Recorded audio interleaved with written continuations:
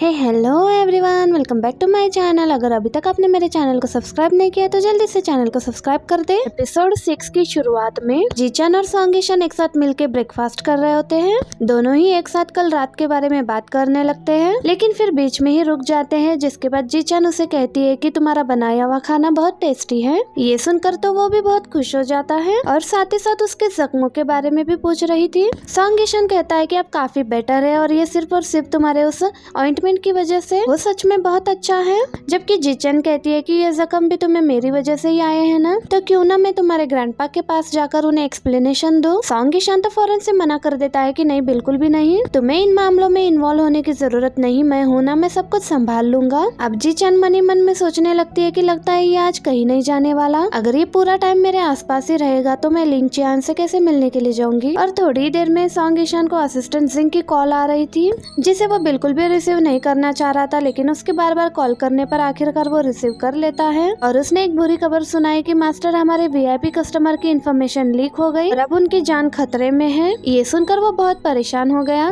जी चैन भी कहने लगी, कोई बात नहीं, आपको आपके ऑफिस जाना चाहिए, मैं खुद को संभाल लूंगी, आप मेरी फिक्र मत करें। इसके बाद वो जाने से पहले कहने लगा कि ब्रेकफास्ट अच्छे से कर लेना और ये बर्तन यहीं पर छोड़ देना, मैं वापस आकर इन्हें समेट लूंगा। उसके जाने के बाद जीचन मेड आंटी को आवाज देकर बुलाने लगती है, ये जानने के लिए कि मेड आंटी वहाँ पर है भी या नहीं। और जब वो वहाँ पर नहीं थी तो ये फौरन से लिंग चियान को कॉल करती है और उसके कॉल रिसीव ना करने पर जीचन उसके ऑफिस पहुँच आई थी और यहाँ आकर उसे मैसेज करती है कि तुम कहाँ पर हो, मैं तुम्हारे ऑफिस आ चुकी हूँ, जल्दी से यहाँ पर आ जाओ। इसी दौरान मास्टर जी की कॉल आई, जिसे जीचन रिसीव करती है और वो बता रहा था कि लिंग चियान, तुमने क्या अच्छा काम किया ये सॉन्गिशन की वीआईपी कस्टमर्स की लिस्ट देकर, और अब मैं उन्हें अच्छे से सबक सिखा रहा हूँ। पर मेरे ख्याल से उसे ये सब कुछ पता चल गया है, लेकिन अब वो कर ही क्या सकता है सिवाय अपने घर में बैठकर रोने के अलावा। जब जीचन ये सारी बातें सुन लेती है तो वो हैरान हो जाती है और वो फौरन से कॉल कट कर देती है। वीआईपी डॉक्यूमेंट्स की लिस्ट देखकर उसे याद आता है कि ये तो वही डॉक्यूमेंट्स है जिसे मैंने पिक्चर्स क्लिक करके इसे सेंड किए थे। मतलब कि ये लिस्ट लिन चियान ने मिन फैमिली के इन्वेस्टिगेशन के लिए नहीं यूज की, बल्कि वो सॉन्गिशन को ही बर्बाद करना चाहता है। इस पर उसे बहुत गुस्सा आ गया था और नेक्स्ट सीन में हमें लिन चियान को दिखाया जाता है, जो कि वीआईपी कस्टमर्स को मार रहा था कि तुम लोगों की हिम्मत कैसी हुई मेरे पीठ पीछे सॉन्गिशन का साथ देने की। वो कस्टमर इसे भीख मांगता है कि प्लीज मुझे छोड़ दो, आइंदा से ऐसा नहीं होगा। थोड़ी देर में लिन चियान को जीचन की कॉल आती है, जो कि गुस्से में इसे बातें सुना रही थी। तो कहने लगती है कि कितने बेशर्म इंसान हो तुम, वो लिस्ट मैंने इसलिए सेंड नहीं की थी कि तुम अपने बिजनेस में उसका फायदा उठाओ। मगर लिन चियान कहता है कि इससे क्या ही फर्क पड़ता है और तुम इतना गुस्सा क्यों हो रही हो, क्या इसलिए कि वो इन्फॉर्मेशन तुमने लीक की थी और तुम्हारी वजह से सॉन्गिशन को नुकसान भुगतना पड़ा। मैंने सोचा नहीं था कि तुम इतनी सॉफ्ट हार्टेड होगी। जीचन बोली, मेरे बॉटम लाइन को चैलेंज मत करो। तो वो कहता है कि इसमें मुझे और भी मजा आएगा कि तुम्हें गुस्सा दिलाने में। और फिर अपने आदमी से कहने लगता है कि सॉन्गिशन को बता दो कि उसके इन्फॉर्मेशन लीक करने वाला और कोई नहीं बल्कि उसके अपने घर में रहने वाली जीचन ही है। ये कहकर वो कॉल कट कर देता है और जीचन को इधर और भी ज्यादा गुस्सा आने लगा। अब इससे पहले जीचन सॉन्गिशन को कॉल कर पाती, इससे पहले ही उसे कोई किडनैप कर लेता है। दूसरी तरफ सॉन्गिशन के वीआईपी क्लाइंट्स लिन चियान से मार खाने के बाद उसके पास आए थे और उसे बताया कि किस तरह से उन्हें फैमिली के नाम से ब्लैकमेल किया था और इसलिए ही हमें सारी इन्फॉर्मेशन देनी पड़ी। मगर हम कसम खा के कहते हैं कि हमने पहले लीक नहीं किया कुछ भी, बल्कि वो तो हमारे पास क्लाइंट की लिस्ट लेकर आए थे, जिसमें से हमने सिर्फ उनको नाम बताया। लिस्ट उनके पास कैसे आई ये तो हम भी नहीं जानते। सॉन्गिशन ने उन दोनों की फाइनेंशियल सपोर्ट करने के लिए उन दोनों के हाथ में बैंक कार्ड दे दिए। उनके जाने के बाद असिस्टेंट जैंग कहते हैं कि मास्टर, हमारे कई क्लाइंट्स गायब हैं और कुछ बुरी तरह से जख्मी हो चुके हैं, इससे हमारी रेपुटेशन भी काफी खराब हो गई। सॉन्गिशन फैसला करता है कि फिलहाल उनकी मदद करने के लिए हम उनको कुछ रकम दे देते हैं और उतने में उसका एक क्लाइंट आकर कहने लगता है कि आपको नहीं लगता कि ये बहुत कम होगा। पहले तो सॉन्गिशन उससे माफी मांगने लगता है कि मेरी वजह से आपको तकलीफ उठानी पड़ी और कंपनसेशन के तौर पर आप जो भी कहोगे मैं वो देने के लिए तैयार हूँ। जिसने इन्फॉर्मेशन लीक किया हम उसकी इन्वेस्टिगेशन करवा रहे हैं।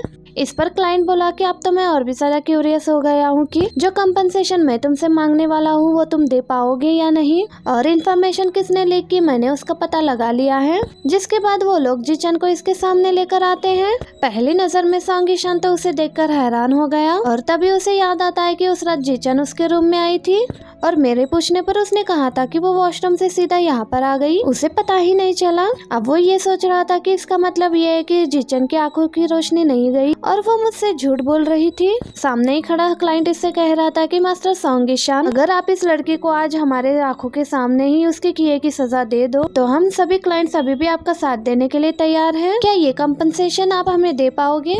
इस पर सॉन्ग ईशान ने उसे एक स्माइल दी और बहुत पोलाइटली वो जीचेंग के पास आता है और उसे फर्श से उठा देता है। फिर क्लाइंट से कहने लगता है कि हम दोनों की कोऑपरेशन काफी लंबी चली है और अब तक तो आपको मेरे रूल्स भी पता होने चाहिए। मेरे लिए क्लाइंट्स जरूरी है मगर मेरे पर्सनल लाइफ से ज्यादा जरूरी नहीं। हमसे आज गलती तो जरूर हुई, इसके लिए मैं कंपनसेशन देने के लिए तैयार हूँ, मगर मेरे लव्ड वन के साथ क्या करना है वो मैं डिसाइड करूंगा, आप नहीं।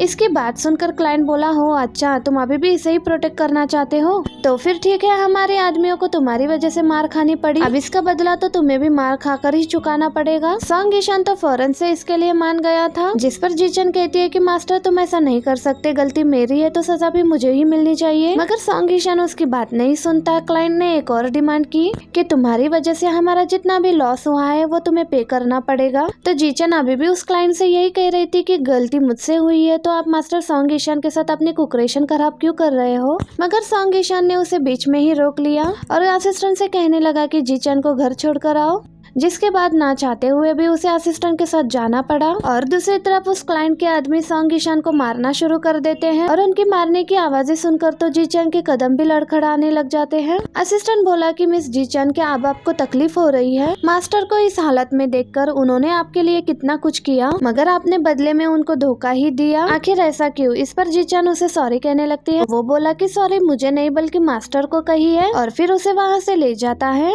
नेक्स्ट सीन में जीचन उसका बेसब्री से आने का वेट कर रही थी। जब सॉन्ग ईशान पहुंचा तो उसे देखकर कहने लगा कि तुम अभी तक जाग रही हो, और इधर जीचन को समझ में नहीं आता कि वो अंधी होने का नाटक जारी रखे या फिर नहीं, क्योंकि सॉन्ग ईशान भी इस बारे में कुछ भी नहीं बोलता। तो वो अंधी होने का नाटक कंटिन्यू रखते हुए कहने लगी कि तुम ठीक तो हो ना? तो वो कहने लगा कि हाँ मैं बिल्कुल ठीक हूँ, वो लोग तो बस मुझसे कुछ प्रॉफिट चाहते थे। इधर जीचन उसे कहने लगती है कि ये मेरी गलती है, मगर सॉन्ग ईशान उसे फौरन से हक कर लेता है और कहने लगता है कि जो कुछ भी हुआ उससे इसकी वजह से तुम्हें कुछ भी सोचने या परेशान होने की जरूरत नहीं है, अभी मैं हूँ ना तुम्हारे साथ, मैं सब कुछ संभाल लूंगा।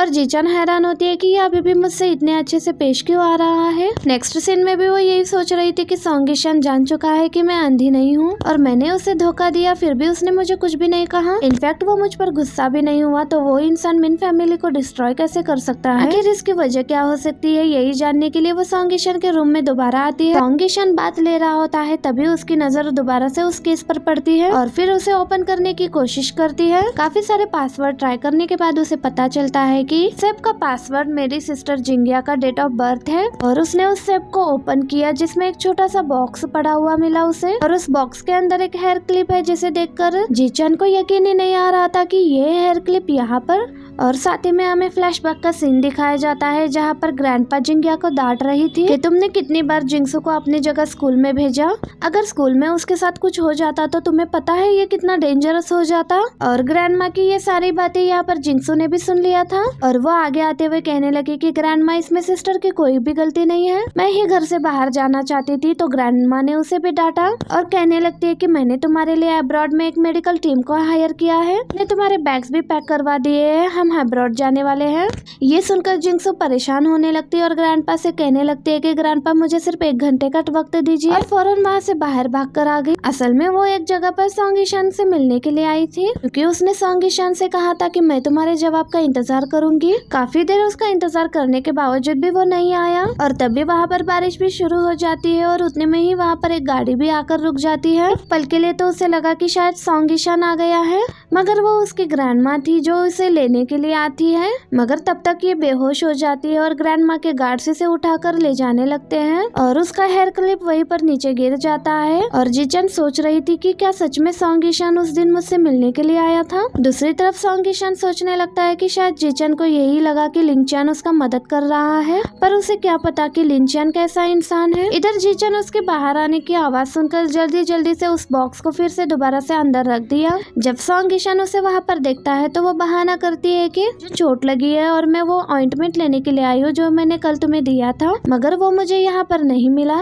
सॉन्ग ईशान तो फौरन से उसे उठाकर बेड पर लेकर आता है और उसकी चोट को देखने लगता है और साथ ही साथ उसे पूछने लगता है कि जब वो तुम्हें लेकर आए थे क्या तब तुम्हें ये चोट लगी। कहता है कि मैंने कितनी बार तुम्हें कहा है जब मैं तुम्हारे आसपास नहीं होता तो तुम खुद को प्रोटेक्ट किया करो और रूम से बाहर मत आया करो। और साथ ही साथ उसके जख्म पर मरहम भी लगाने लगा। तो जीजन कहने लगती है कि तुम अभी भी मुझसे इतने पोलाइटली पेश आओगे तो मुझे लगेगा कि तुम अभी भी मुझे पसंद करते हो। ये सुनकर तो सॉन्ग ईशान उसे ही देखने लग जाता है और यहीं पर हमारा ये पार्ट भी एंड हो जाता है। वीडियो अच्छी लगी तो वीडियो को लाइक करना एंड गाइस चैनल को सब्सक्राइब करना मत भूलिएगा प्लीज।